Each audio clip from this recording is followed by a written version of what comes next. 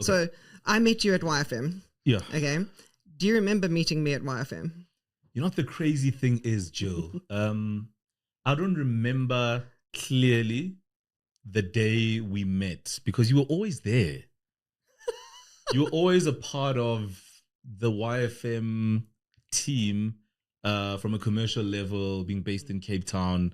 I probably might have even heard of you before I actually met you.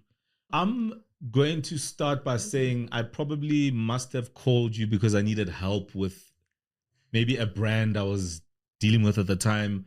There must have been a brand that wanted to work with me and I didn't quite know how to charge them properly and whatever they want to do with me. And because you were part of the YFM sales team responsible for, bringing in money for the station for all the Cape Town clients, I was like, yeah, that chick is sussed. Let me hit her up. But I must be honest, the reason I called you for that help is because whatever impression you created was a very warm impression. Somebody that was interested in the talent that was on the station. So yeah. It's interesting you say that because I used to come up to Joburg and you say like I was just always there. I used to only come up for maybe Bosbarat and I don't know, one or two. Otherwise, I was in Cape Town pretty much running solo.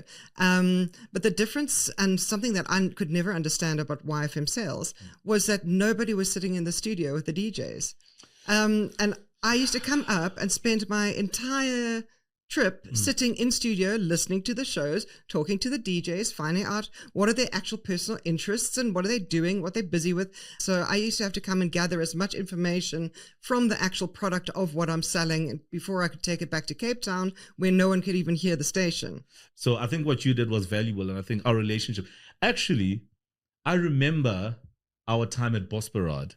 So one of the things I really loved about YFM is that we used to do these team building sessions. They still do. Yeah, and they would like book a place somewhere. And in this case, it was in Pilansberg. Can you imagine taking a whole bunch of young people to one of the lodges in Pilansberg? And we used to have such great interactions and sit around the bonfire till late and, have drinks deep into the night and talk.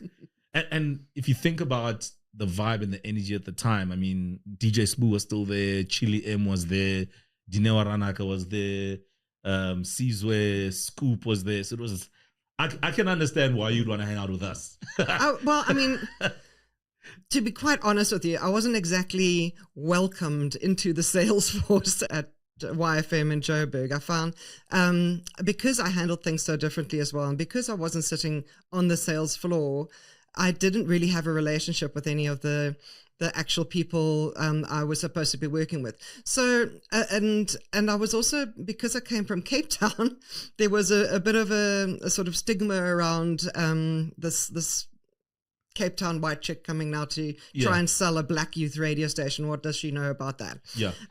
Which is true and was truly arrogant. And I actually attribute most of my knowledge and my success at YFM as a salesperson to you and also to the twins, Clelo and Tando. Oh, yes. Because they were really, really also engaged with me. They came and sat with me. But I think, what the thing is, you understood the value of the commercial rand. You understood the value of brands and what they need to get out of it if they're sponsoring you, right? It was not just about throwing money at people. It's actually about what can the return be. And by understanding you guys better, I'd actually speak as if you and I had this conversation and we were talking about their brand so passionately and this is what Mo says that he wants to do with your brand on his show. And they used to get so excited and then it was an easy sale.